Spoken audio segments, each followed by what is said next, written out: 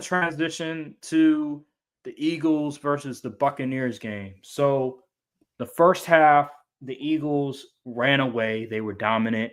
I remember I was watching the game, and I remember it was I forgot what play it was, but like Jalen Hurts, um, I think it was the pass rush was coming. I think he stepped up in the pocket and he was rolling left, and he was able to deliver a football. I'm like, damn, I can't believe he did that. But then the second half rolls around, and let me tell you, I was watching the film. It was so bad. Oh my gosh. Jalen Hurts in the second half had the same amount of passing yards as you and I did. I know. I think he didn't he have like 0. -1 yards. I thought it was 0. Oh, zero. Regardless, it's still bad. Well, he had no pass Zero. completion, so I was watching it, and so I think a lot of it is scheme. I think the scheme not. is just bad. Here's the thing. Here's the thing, though. 3 different offensive coordinators, and they all been showing the same inefficiencies with the scheme.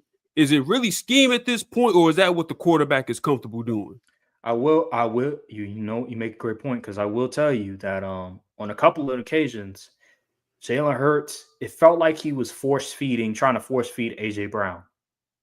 Because I remember there was one play where I think it was Devontae Smith was open in the middle. I think he ran a post or something like that, and he just force fed AJ Brown. He was staring down AJ Brown, and it was just a bad play. It was just a bad throw. These are some things where I'm looking at Jalen Hurts. I'm like, yo, I understand AJ Brown is mad, but you got to play football. We got to convert down the field. It's about winning the game. Bump all that. Oh, I'm trying to make my receiver happy. I see he's sending cryptic tweets. Hey, bump all that. We're trying to win the game. And I think this could potentially, matter of fact, this is hurting their offense. The fact that Jalen Hurts is concerning himself trying to force feed AJ Brown.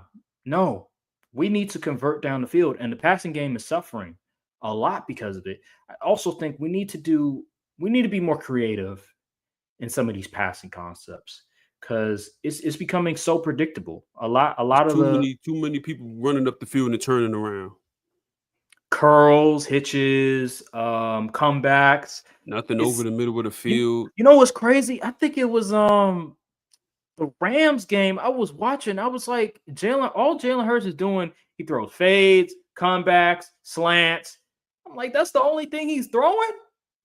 Ain't no post route, ain't no intermediate throws. I'm like, he's throwing the same 3 No routes. digs. No, No, nothing. nothing. I'm like, what?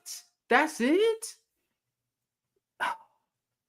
So this is not a championship offense, in my opinion.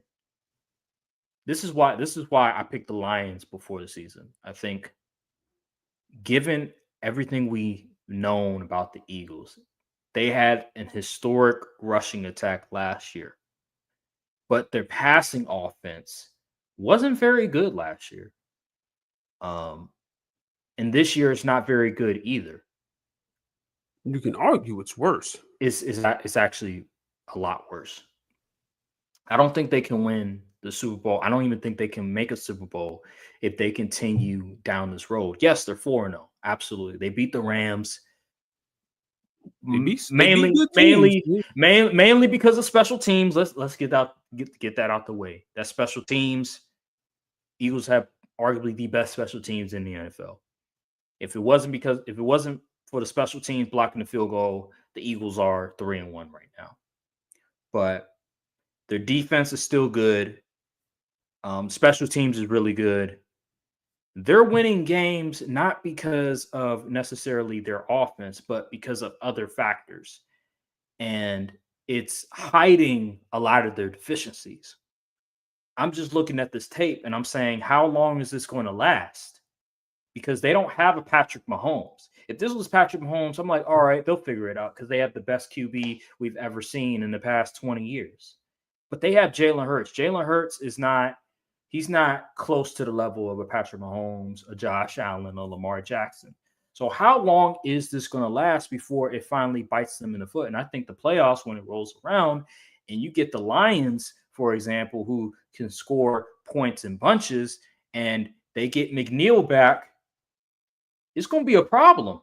It's going to be a big problem because they have a pretty decent defensive line, in my opinion, especially the D tackles. They just drafted Williams out of Ohio State, so you add him to the table. Hutchinson's playing really well with them. McNeil comes back. That's going to be a problem for the Eagles. I'm telling you, bro. Like this offense with They got good linebacker play. Yeah. With Saquon struggling as he is right now, and then the fact that Landon Dickerson, he came into the season limping, and you have I think another offensive lineman, I believe he's Cam either a Jurgens. rookie. Somebody came. Yeah, him. You have these question marks on the offensive line. It's going to bite them in the foot come playoff time. That's where I'm at with the Eagles. The Buccaneers. They just started off way too slow. They started off really slow. It was way too late. I saw a tweet online that said, "Hey, if Ibuka would have not taken his time on a touchdown, maybe they would have had more time." Stupid. That was silly. That was a silly tweet. I just think overall I don't know. It was just too much of a deficit for them to overcome, given that they were down by so many points. But they nearly came back. Through that interception in the red zone, which definitely didn't help. Yeah, it definitely didn't help. Live to fight another play, Baker. Come on. I do think that the Eagles, although they are 4-0, although they have the best record in the NFL, there are things that they need to correct. A lot of things they need to correct offensively if they want to be back-to-back champions. I don't see it right now. I don't know how they can fix it. But at this moment, I still have the Lions as the favorites in the NFC, even though they lost to my Packers. But again, I told you that the Lions, with two new coordinators, it was going to take time. It only took 1 week. It literally only took 1 week. But I knew the first week of the season it was going to take time, and eventually now they're back to being the Lions again. So let me tell you the mark of how good a team is. Underrated stat people usually don't bring up is point differential. Yeah, the Eagles are 4-0, but they rank 11th in point differential. Mm-hmm.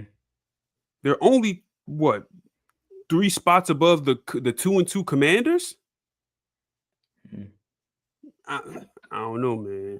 Remember last year with the Chiefs? I think they had a historically low point differential. I think for their record, yeah. Yeah, for the record, I think the they Lions had the they lead the league in point differential at 49. Mm-hmm. Dominant wins. Yep. Let you know